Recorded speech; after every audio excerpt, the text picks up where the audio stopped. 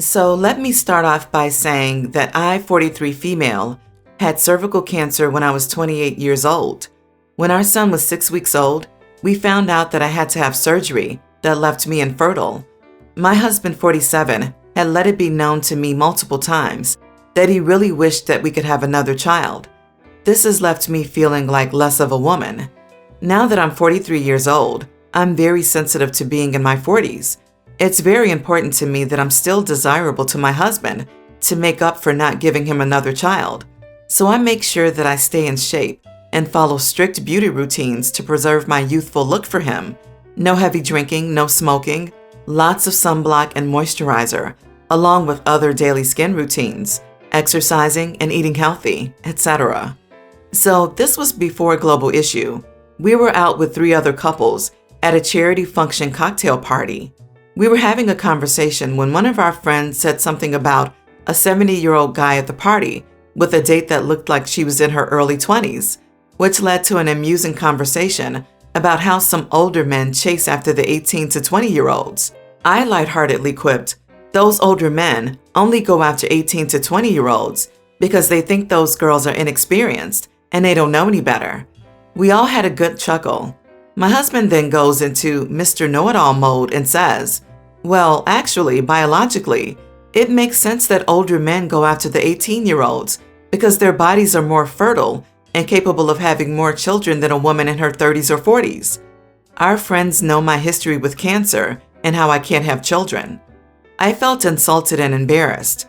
It made me feel old, barren, past my prime, and undesirable at that comment.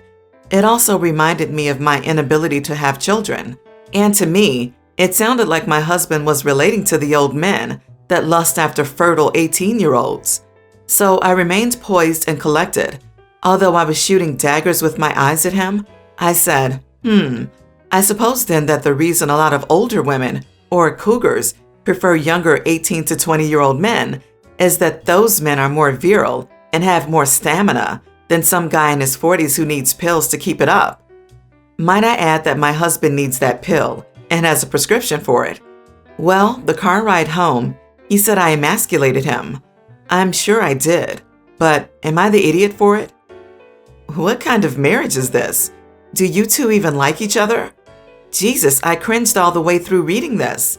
You both made a public spectacle of your terrible, terrible marriage. How embarrassing for you both, and how uncomfortable it must have been for the friends you were with. You did not remain poised and collected at all. You stooped to a very low level and covered yourself and your husband in disgrace with a low blow to make yourself feel better. Your husband is just as bad as you are. Shame on you both. Let's not even touch on your whole routine just to make sure you remain desirable to this man. Why not do all of that for your own physical and mental health? Why is it for him? Pathetic. Just divorce each other. Seriously, is this one of those situations where people stay together for the kids or because of inertia? Subject matter aside, you sound like coworkers who barely tolerate each other. Your kid will not benefit by growing up in a household where both parents are constantly at odds with each other. This is in no way to provide a safe home or model healthy relationships. Everyone's the idiot here. Your relationship is built upon insecurity from not having 2 kids. Your husband sounds horrible with his views on women and childbearing ages, and he's incredibly wrong. You can't have dismissed his statement using logic against it, but instead you went for a dig. He's your husband, supposed to be one of your best friends, and this isn't it with passive-aggressive digs at each other.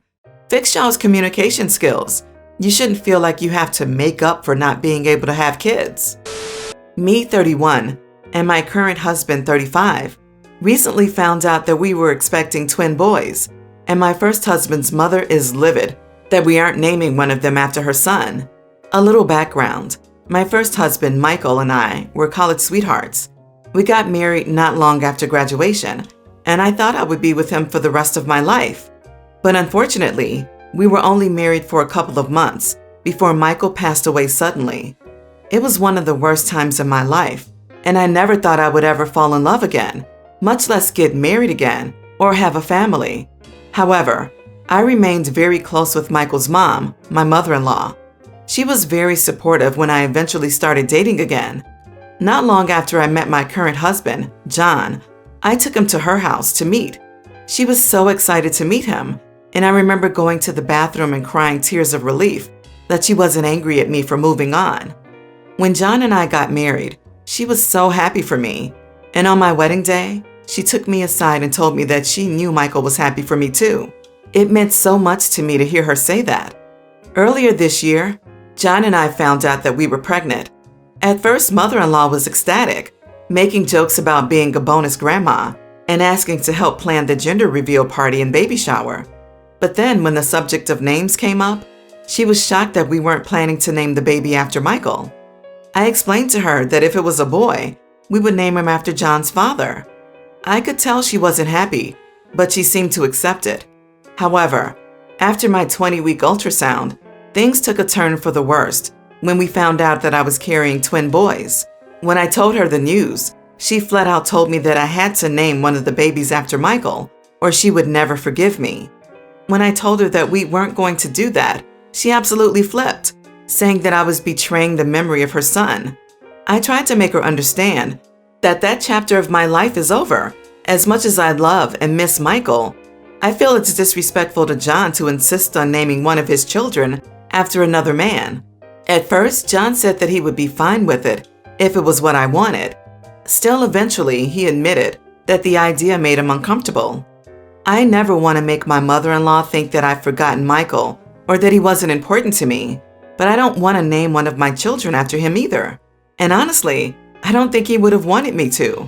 There are better ways of remembering him than giving his name to a child that will never have any real connection to him. I tried explaining this to mother-in-law, but she just wouldn't hear it. So instead, she told me she would never speak to me again if I didn't name one of the babies after her son. She's been a significant part of my life, and I don't want to lose her. But at the same time, I feel like she's giving me an unfair ultimatum. Am I the idiot? Not the idiot. It's great that you have maintained a great relationship with your late husband's mother. However, that doesn't change the fact that your kids have no connection to Michael. It would be unfair to your husband and to the kid. Does your name have a story? Oh, yeah. I was named after my mom's first husband. The names should be important to both of you, or at least have some logical meaning. It's not like you were in a poly relationship and one partner died. Also, where I live, it is said that it's bad luck to name a child specifically after someone dies. Not the idiot. She is giving you an unfair ultimatum. As difficult as this is for her to understand, those babies are yours and John's.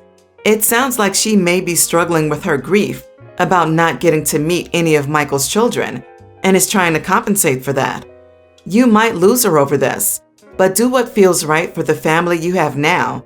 It sounds like you knew Michael pretty well and know how he would have felt about this. I agree. OP and mother-in-law were there to support each other through their own grieving. Still, now that mother-in-law is facing a second round of grieving, she may need some professional help. Mother-in-law is definitely wrong, but there's no way she can see it for herself because of her grief. My 25 female, fiance, 28 male, has a really close friend. We will call her Amanda. Amanda, 27, has been friends with my partner for 12 years. Meanwhile, I met him when I was 22, and he asked me to marry him last Christmas. Amanda and my fiance talk every day and hang out regularly. They hung out every day when we first met, but when we became boyfriend and girlfriend, he has obviously prioritized me over her. I don't mind him being friends with a girl. I understand that she's important to him, so I've made an effort to get to know her and try to become friends with her, although I've always gotten the vibe that she doesn't like me very much. I guess this was confirmed when I heard from a mutual friend that shortly after my fiance and I got engaged, Amanda called me a gold digger behind my back. I told my partner about this, hoping that it was just a rumor or something. He told me that she did ask him if he can truly trust me because I come from a poor family. She encouraged him to get a prenup, which, by the way, I am not against, but I don't see how it's her business. I don't understand why she thinks I'm after money when I literally make my own money and have never asked for anything from my partner. I'm completely offended that she's basically slandering me. I recently invited Amanda to come over so we could talk about her ill feelings towards me. She was not apologetic at all and defended her comments about me. I ended up getting pretty angry and told her not to expect an invitation to our wedding. So now she's upset and bad-mouthing me to my partner, and my partner said that she's completely in the wrong, but he's not okay with her not attending our wedding. I don't like her and don't see why someone who hates me should be allowed at the wedding. Am I the idiot? Not the idiot. I would sit your fiancé down and flat out ask him why he didn't defend you against her slandering and why he said he's not okay with her not being there. She obviously has a dislike for you and an issue with the relationship. Why would you invite someone like that to share your day? What if she ruined your special day? Sounds like she would be the type of chick who would stand up and object to the marriage just to be petty. Not the idiot, and I have a big one.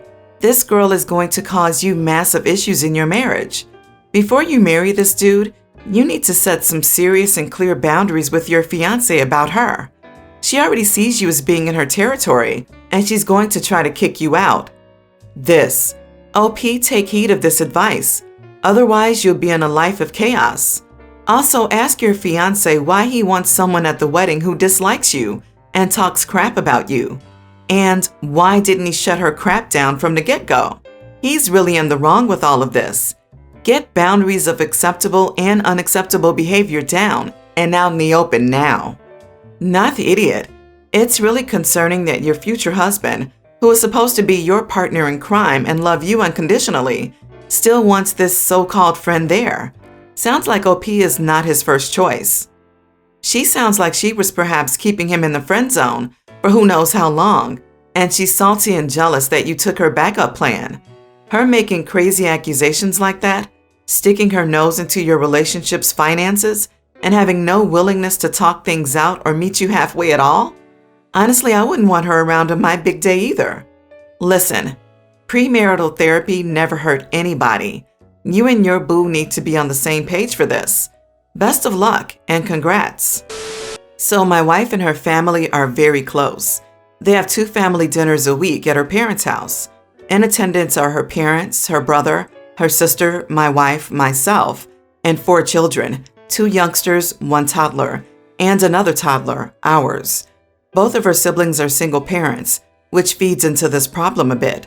I didn't initially mind these dinners, but because I am my nephew and niece's favorite person, it has morphed into a situation where I look after and play with all the kids, while my wife, her siblings, and her parents sit at the table being adults. I'm a babysitter. I don't mind doing this once a fortnight, but twice a week is too much for me. I've asked for them to help, but they mostly just ignore me or tell me they don't want to interrupt our playtime. Because of this, I've decreased my attendance to once every 2 weeks, so 1 out of every 4. This didn't bother my wife initially, but recently she's become quite upset about it and angry every time I say I won't be coming. Apparently, while I'm not there, they confine the toddlers to high chairs with tablets to watch Netflix, and the 2 young children play by themselves, but they've been asking for me to come more. My wife confronted me a couple of days ago and told me I need to show up more. When I told her I didn't want to, she pushed and said I was an idiot for not coming. So I bluntly told her I was sick of feeling like a babysitter / the older child at the kids' table. I miss out on conversation with their family and feel like I'm being excluded because I'm the only partner there. I feel bad for not playing with my nieces and nephews more, but it's fairly exhausting keeping an eye on 4 kids at once. Respect to all parents with that many kids or more. She didn't take this well and has been angry at me since. So am I the idiot? Not the idiot. One of the main reasons she's mad is because she knows you're right, and she's angry with you for calling her and them out. It takes a while to learn this one sometimes. People can be angry because they're wrong, but they can be just as angry, if not more so, when the other person is 100% correct. I mean, even if he wasn't the default babysitter, twice a week is a lot. If my husband wanted me to see his family twice a week for dinner, I would laugh right in his face. That is a whole ton of nope. OP's wife is annoyed that the toddlers are stuck in high chairs watching Netflix. So yeah, she's mad OP is not coming and babysitting anymore because it's probably interrupting their conversation. Not the idiot. It's telling they mostly seem to notice your absence because the kids are hassling them about it. Yet they can't be bothered to step up to entertain the kids themselves or get paid babysitters if they really just want this to be adult time.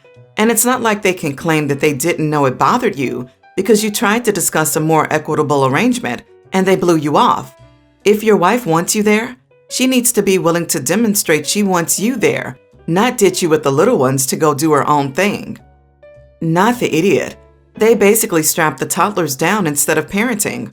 Holy crap. Poor kids. Still not your fault though. You didn't make your in-laws into single parents who dump their kids on anyone they can for a break. Maybe you could keep your kid home so the more egregious neglect is halved. I'd point out that your wife is just like them. I, 19 female, have a boyfriend, 18, who always buys me stuff. He was given an inheritance. His father died when he was a young child, too young for him to remember. Since the inheritance, he buys a lot of crap, so he spends money on me too. I know it seems like I should be grateful, but I really don't like it. The reason is that his spending stresses me out, for one. But the major reason is that what he buys me is just so not me. It's the kind of stereotypical stuff you would see in a rom-com, like flowers, jewelry. I'm not like that at all. Quite the opposite, in fact. He also randomly bought me a sword. We were in this junk shop, like a shop filled with old collectibles and such, and there was this sword.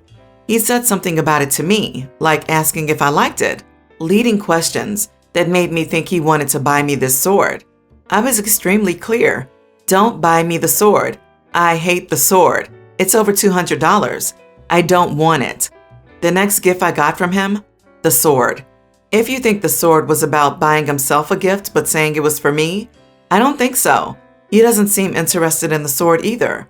However, I feel like buying me stuff actually isn't about me at all. I feel like it's about him. I have no idea WTF the sword gift was about, but I think he buys the other romantic stuff because it makes him feel like a man, and I'm his girlfriend he does sweet things for. The other day he asked me which was my favorite stone. I wish I hadn't answered the question. He kind of caught me unaware, and I answered without thinking of the implication. A few seconds later, I realized and said, "Don't buy me anything." I was firm. He got me another gift, some jewelry with my favorite stone on it. When he gave it to me, I got kind of angry. I didn't say thank you. I didn't pretend to like it. It wasn't the reaction he wanted. Now I kind of feel bad, like I should have been more grateful. Like surely I'm an idiot for getting so upset about my boyfriend buying me gifts. Am I the idiot? Definitely not the idiot. Honestly, my only question here is, do you actually like your boyfriend? Like in a serious way? Because it doesn't just sound like your boyfriend is reckless with money. It sounds like he doesn't see you at all. It sounds like he's more into the idea of showing off his girlfriend to other people than paying attention to who you are. Not the idiot. You're right. This is all about him. It does sound like he's following the instructions in cheesy rom-coms for how to be the perfect boyfriend and make your girlfriend fall in love with you, i.e. spoil her and give her lavish gifts, make lots of grand gestures, etc., instead of listening to his girlfriend about what makes her happy. He continually makes you very uncomfortable, but won't stop even after you have spelled this out for him because he is more invested in his image of a good boyfriend instead of being one to you. Not the idiot. Not at all. Your boyfriend doesn't take what you say into account and isn't good with boundaries. That's a lot of red flags. The man needs to go to therapy to talk about why he spends so carelessly and hard and why he doesn't listen to other people, especially his partner.